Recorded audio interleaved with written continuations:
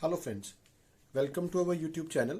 आज मैं आपके साथ एक बहुत ही इम्पोर्टेंट जियोपॉलिटिकल इशू का वीडियो लेकर आया हूं। वीडियो थोड़ा सा लंबा होगा।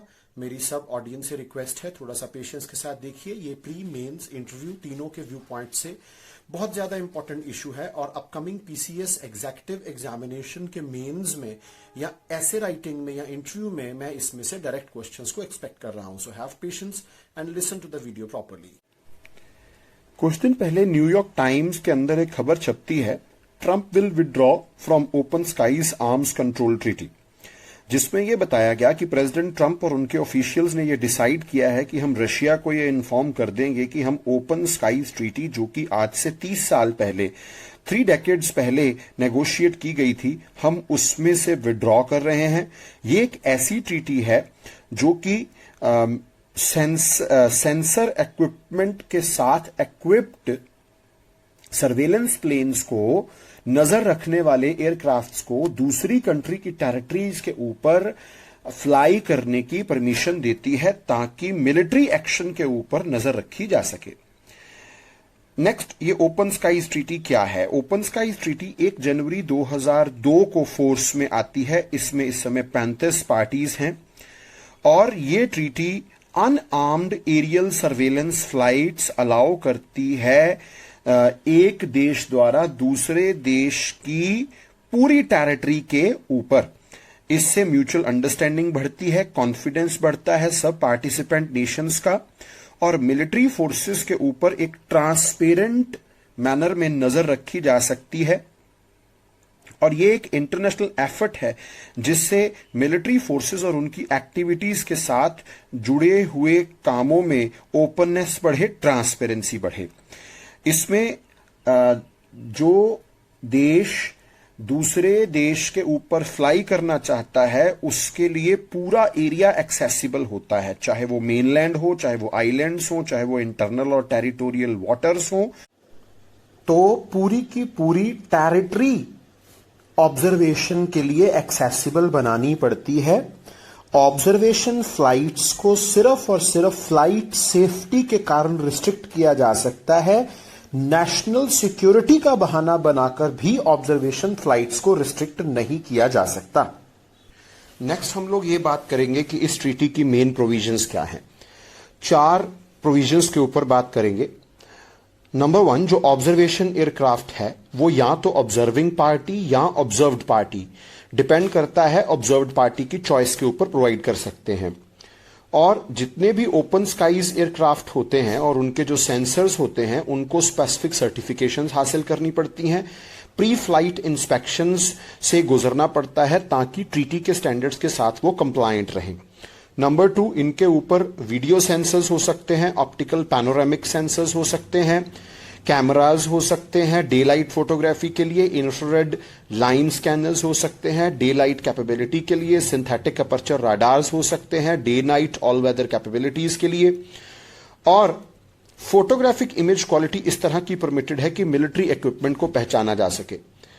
उसके बाद एक स्टेट द्वारा इकट्ठी की गई इमेजरी या इंफॉर्मेशन सब मेंबर स्टेट्स के लिए अवेलेबल होती हैं। तो इस तरह मेंबर स्टेट्स के पास जो डेटा इकट्ठा होता है वो जितना डेटा वो खुद इकट्ठा कर सकती थी उससे ज्यादा इकट्ठा होता है। तो it's a good method of mutual observation. उसके बाद number 4, every state party is obliged to accept a certain number of overflights each year, जिसको पैसिव कोटा कहा जाता है कि इतनी फ्लाइट्स आपको कम से कम अपने देश के ऊपर से गुजरने की परमिशन देनी ही होगी या आपको उन फ्लाइट्स को एक्सेप्ट करना ही होगा। यह डिपेंड करता है कंट्री के ज्योग्राफिक एरिया के ऊपर। बड़े नेशंस के ऊपर से ज्यादा सर्वेलेंस फ्लाइट्स गुजरेंगी या उनको ज्यादा सर्वेलेंस फ्लाइट्स एक्सेप्ट करनी पड़ेंगी पैसिव कोटा के तहत। और जो एक कंट्री भेजेगी दूसरी कंट्री के ऊपर तो उसको उनका एक्टिव कोटा कहा जाता है। तो जो आपने एक्सेप्ट की वो पैसिव कोटा, जो भेजी वो active quota. Then comes implementation of the treaty. एक बॉडी है ओपन स्काईज कंसल्टेटिव कमीशन, जिसमें सब 35 पार्टीज के रिप्रेजेंटेटिव्स होते हैं और उनका काम है इस ओपन स्काईज ट्रीटी को इंप्लीमेंट करना, कंप्लायंस को मेंटेन करना, एक्टिव कोटास को डिस्ट्रीब्यूट करना, और अगर कोई क्वेश्चंस उठते हैं तो उनको रिजॉल्व करना। तो इसी ट्रीटी के मैकेनिज्म्स के तहत 72 घंटे पहले नोटिस देना पड़ता है ऑब्जर्विंग कंट्री को, ऑब्जर्विंग कंट्री द्वारा ऑब्जर्व्ड कंट्री को, कि हम आपकी कंट्री के ऊपर से फ्लाई बाय करेंगे। तो that is how this treaty works. Then members of the treaty, आपके पास यहां ग्रीन कलर में मैप के ऊपर मेंबर कंट्रीज नजर आ रही होंगी। 1 जनवरी 2002 को ये ट्रीटी फोर्स में आती है और इनमें से जो 34 नेशंस हैं उन्होंने साइन भी किया, रेटिफाई भी करवाया। रेटिफिकेशन का मतलब होता है अपनी पार्लियामेंट से अप्रूवल करवाया है। किर्गिस्तान एक ऐसी नेशन है जिन्होंने सिग्नेचर्स तो किए हैं लेकिन अभी तक रेटिफाई नहीं किया है। Then comes history of the treaty. इस ट्रीटी की जो हिस्ट्री है वो कोल्ड वॉर के समय में जाती है। कोल्ड वॉर का समय 1947 से लेके 1991, तो आप कह सकते हैं एंड ऑफ वर्ल्ड वॉर 2 से लेके डिसोल्यूशन ऑफ यूएसएसआर के बीच का जो समय है। इस समय सोवियत यूनियन और यूनाइटेड स्टेट्स दो बड़ी पावर्स थी और उनके बीच में जियोपॉलिटिकल टेंशन थी, और उनके साथ उनकी सपोर्टिंग कंट्रीज, जैसे यूएसएसआर की सपोर्टिंग कंट्रीज को ईस्टर्न ब्लॉक कहा जाता था और यूनाइटेड स्टेट्स की सपोर्टिंग कंट्रीज के ग्रुप को ईस्टर्न ब्लॉक कहा जाता था।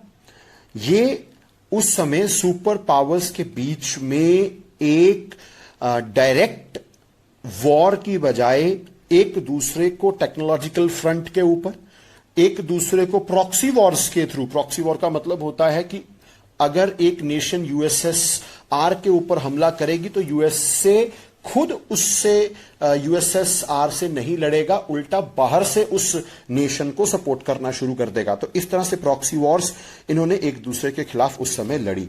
तो आपके क्विक रेफरेंस के लिए ईस्टर्न ब्लॉक क्या होता है? ईस्टर्न ब्लॉक को communist bloc, socialist block, Soviet block भी कहा गया। ये उस समय सेंट्रल ईस्टर्न यूरोप में, east Asia, south east Asia में कुछ नेशंस थी जो कि यूएसएसआर के ग्रुप में यूएसएसआर की आइडियोलॉजी को सपोर्ट करती थी। और इसी तरह वेस्टर्न ब्लॉक को कैपिटलिस्ट ब्लॉक कहा गया, जिसमें यूएसए को सपोर्ट की जाने वाली नेशंस का ग्रुप था। ये अपने आप को फ्री वर्ल्ड, वेस्टर्न वर्ल्ड कहती थी, और ईस्टर्न ब्लॉक को ये लोग कम्युनिस्ट वर्ल्ड या सेकंड वर्ल्ड कहते थे। तो जिनीवा स्विट्जरलैंड के अंदर एक कॉन्फ्रेंस होती है 1955 में, जिसमें यूएसए के प्रेसिडेंट आइजनहावर उस समय के यूएसएसआर के प्रीमियर निकोलाई बुल्गैनिन के सामने एक म्यूचुअल सर्वेलेंस का प्रपोजल रखते हैं, इस बात की रीएश्योरेंस के लिए कि कोई भी कंट्री आपस में एक दूसरे के ऊपर हमला करने की तैयारी नहीं कर रही है। किस तरह का मिलिट्री बिल्डअप हो रहा है, किस तरह का इक्विपमेंट मूवमेंट हो रहा है, किन एरियाज में हो रहा है। लेकिन उस समय जो सोवियत जनरल सेक्रेटरी थे निकिता खुराशेव, उन्होंने इस प्रपोजल को रिजेक्ट कर दिया। तो जुलाई 1955 में इसी प्रपोजल को ओपन स्काईज प्रपोजल का नाम जो है वो दिया गया था। लगभग 34 साल बाद फरवरी 1990 में यूएसए के प्रेसिडेंट जॉर्ज H.W. बुश के कहने पर, या कह लीजिए उनकी लीडरशिप के अंडर, ओटावा कनाडा में एक मीटिंग होती है जिसमें सब NATO, North Atlantic Treaty Organization की कंट्रीज और वॉर्सो पैक्ट की कंट्रीज जो हैं वो हिस्सा लेती हैं। इन नेगोशिएशंस के बाद 24 मार्च 1992 को हेलसिंकी, फिनलैंड में ओपन स्काईज ट्रीटी के ऊपर जो है वो सिग्नेचर्स होते हैं। यूएसए की तरफ से जेम्स बेकर जो उनके सेक्रेटरी ऑफ स्टेट थे, और 23 और कंट्रीज के फॉरेन मिनिस्टर्स ने इसके ऊपर साइन किया। और अल्टीमेटली 2 जनवरी 2002 को ये ट्रीटी जो है वो पूरी तरह से फोर्स में एंटर होती है, जब रशिया और उनके पड़ोसी मुल्क बेलारूस ने अपना रेटिफिकेशन प्रोसीजर जो है वो कंप्लीट करवाया। तो एक क्विक रेफरेंस, बीच में आपके पास दो शब्द आए, नाटो और वॉर्सो पैक्ट, तो इसके बारे में हम लोग छोटा सा एक क्विक रेफरेंस लेंगे। पहले नॉर्थ अटलांटिक ट्रीटी ऑर्गेनाइजेशन या नाटो के बारे में, इसको नॉर्थ अटलांटिक अलायंस भी कहा जाता है। ये एक इंटर गवर्नमेंटल मिलिट्री अलायंस है जिसमें नॉर्थ अमेरिका और यूरोप की 30 कंट्रीज इन्वॉल्व हैं। और नॉर्थ अटलांटिक ट्रीटी जो है ये 4 अप्रैल 1949 को साइन की गई थी। इसमें ये कंट्रीज ने एक डिफेंस फोर्स बनाई है जो कि कलेक्टिव डिफेंस प्रोवाइड करती है। अगर नेटो से बाहर का कोई भी कंट्री इन नेटो कंट्रीज के ऊपर हमला करता है तो नेटो का हेडक्वार्टर इवियर ब्रसल्स बेल्जियम में है। और अभी ये नॉर्थ मैसिडोनिया एक यूरोपियन कंट्री है, उन्होंने 27 मार्च 2020 को इसको ज्वाइन किया है। तो ये एक डायरेक्ट क्वेश्चन बनता है एग्जामिनेशन के व्यू पॉइंट से। वॉर्सो ट्रीटी ऑर्गेनाइजेशन या वॉर्सो पैक्ट के बारे में बात करें तो इसको ट्रीटी ऑफ फ्रेंडशिप भी कहा जाता है, friendship, cooperation and mutual assistance. तो ये भी कलेक्टिव डिफेंस के लिए एक ट्रीटी हुई थी वॉर्सो पोलैंड में between Soviet Union and 7 other eastern bloc socialist republics of central and eastern Europe, मई 1955 में कोल्ड वॉर ईरा के दौरान। नेक्स्ट हम लोग ये समझेंगे कि ये जो प्रेजेंट प्रॉब्लम है ये इसके पीछे बेस क्या रहा। 22 मई 2020 को यूएसए के secretary of state Michael Pompeo ने ये अनाउंस किया कि यूएसए ओपन स्काईज पॉलिसी में से विड्रॉ करेगा और इफेक्टिव डेट जो रहेगी वो 6 मंथ्स फ्रॉम द अनाउंसमेंट, मतलब दिसंबर 2020 तक जो है वो यूएसए ओपन स्काईज ट्रीटी में से पूरी तरह से विड्रॉ कर जाएगा। और उन्होंने कहा है कि अगर Russia returns to full compliance with the treaty तो they can think over their decision. तो इस सारी की सारी प्रॉब्लम का बेस क्या रहा? 2015 से यूएसए ये कह रहा है कि रशिया इस ट्रीटी के साथ नॉन कंप्लायंट है। या तो रशिया फ्लाइट्स को क्लियरेंस देने में डिले करता है या रिस्ट्रिक्शंस लगाता है विदाउट एनी एक्सप्लेनेशन। जैसे 2019 में यूएस स्टेट डिपार्टमेंट ने कहा कि एक 500 किलोमीटर का इलाका है रशिया में जो है दैट इज कैलिनिनग्राद का इलाका, Georgian region, Abkhazia, South Ossetia का इलाका, इसी तरह यूक्रेन क्रीमिया का इलाका, वहां पर रशिया फ्लाइट्स की सर्वेलेंस को या डिले करता है या रिस्ट्रिक्ट करता है। तो ये एक ऐसा पॉइंट ऑफ डिफरेंस पैदा हुआ जिसमें 2015 के बाद से यूएसए रशिया के ऊपर रिपीटेडली नॉन कंप्लायंस के चार्जेस लगाता है। तो यहां से बेस बनता है यूएसए के विड्रॉल का। Now let us try to understand what are the implications and future. Donald Trump का ये जो डिसीजन है तो यहां से ये यूएसए की डेवलपिंग जियोपॉलिटिकल स्ट्रैटेजी के बारे में एक हिंट देता है कि फ्यूचर में और आर्म्स कंट्रोल मेजर्स में से भी यूएसए विड्रॉ कर सकता।